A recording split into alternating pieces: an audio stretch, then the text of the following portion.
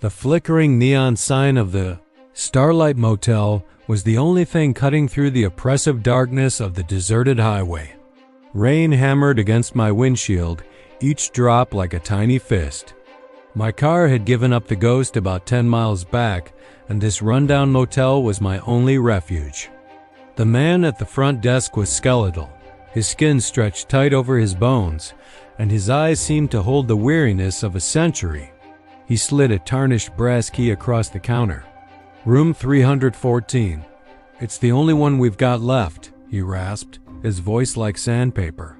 "Top of the stairs, end of the hall." I thanked him and dragged my suitcase up the creaking staircase. The air grew colder with each step.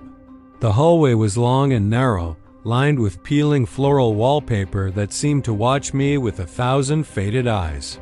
A single bare bulb swung gently overhead, casting long dancing shadows. At the very end of the hall was a dark wooden door with the numbers 314 nailed crookedly into it. As soon as I turned the key, a wave of stale, cold air washed over me. It smelled of dust, decay, and something else, something sweet and cloying, like old perfume. The room was sparse. A lumpy bed, a small wooden desk, and a wardrobe with one door hanging slightly ajar. The only window was streaked with grime, looking out into the relentless black rain. I was just glad to be out of the storm. I tossed my bag on the floor, kicked off my wet shoes, and flopped onto the bed. The springs groaned in protest. I must have drifted off because I was startled awake by a sound. A soft rhythmic tapping. Tap, tap, tap, tap. It seemed to be coming from inside the wardrobe. I sat up, my heart starting to pound in my chest. It's just the old building settling, I told myself. The wind, but the tapping continued, steady and deliberate. Hesitantly, I slid off the bed and tiptoed across the cold floor. My hand trembled as I reached for the wardrobe handle. The tapping stopped. Silence. I held my breath, listening. Nothing. My mind was playing tricks on me. I turned back towards the bed, but then I heard it again. This time, it wasn't a tap. It was a whisper. A faint, raspy sound like dry leaves skittering across pavement. It was so quiet I almost missed it. "Help me." My blood ran cold. I froze, straining my ears. The whisper came again, a little clearer this time, seemingly from right behind me. "Please, help me." I spun around. The room was empty. The wardrobe door was still slightly ajar, a sliver of blackness within. The whisper had sounded so close, so real. I backed away slowly, my eyes darting around the room. The shadows thrown by the swinging light bulb seemed to writhe and twist into unnatural shapes. Then the light flickered and died, plunging the room into absolute darkness. Panic seized me. I fumbled for my phone, my fingers clumsy and numb.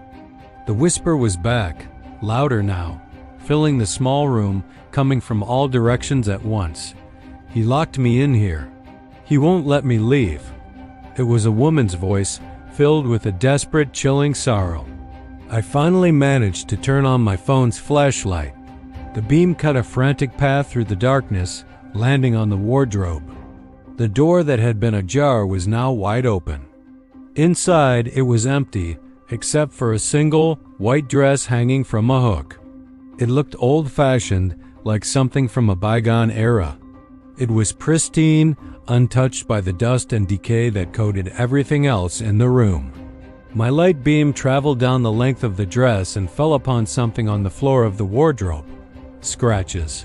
Deep, frantic scratches gouged into the wood. They formed words. "Help, mum, let me out. 314. The same numbers as the room. A guttural sob escaped my lips. I had to get out. I scrambled for my suitcase, not even bothering with my shoes. As my fingers closed around the handle, the room door slammed shut with a deafening bang that shook the entire floor. I ran to it, twisting the knob frantically. It wouldn't budge. It was locked. Trapped. The whisper was a scream now, a tormented wail that clawed at my sanity. "He's coming back. He always comes back. I pounded on the door, screaming for help, but my voice was swallowed by her cries. Then I heard footsteps in the hallway. Slow, heavy, dragging footsteps. They were coming closer. Closer. They stopped right outside my door. The doorknob began to turn slowly with an agonizingly loud click. I backed away, pressing myself against the far wall, my phone's light shaking violently in my hand. The door creaked open. A tall, hulking silhouette stood in the doorway, blocking the dim light from the hall. I couldn't see a face, just a massive dark shape. He stepped into the room, and the door swung shut behind him. The air became impossibly cold, and the sickly smell of old perfume was suddenly overpowering. The woman's screaming stopped, replaced by a terrified, choked whimper. The figure took another slow step towards me. I aimed my phone's light at it, and for a split second, I saw him. It was the man from the front desk. But his eyes, they weren't just weary anymore. They were black, empty pits, burning with a cold, ancient hatred. A twisted grin stretched his thin lips, revealing rows of yellowed, sharp teeth. He raised a hand, and in it, he held a tarnished brass key. The key to room 314. "You're a guest in her room," he rasped, his voice no longer human, but a low, demonic growl. "She's been so lonely. She needs the company." The last thing I saw was the glint of that key as he lunged forward. The last thing I heard was the woman's final, desperate whisper merging with my own scream. The next morning, the sun rose on the Starlight Motel, rain-washed and quiet.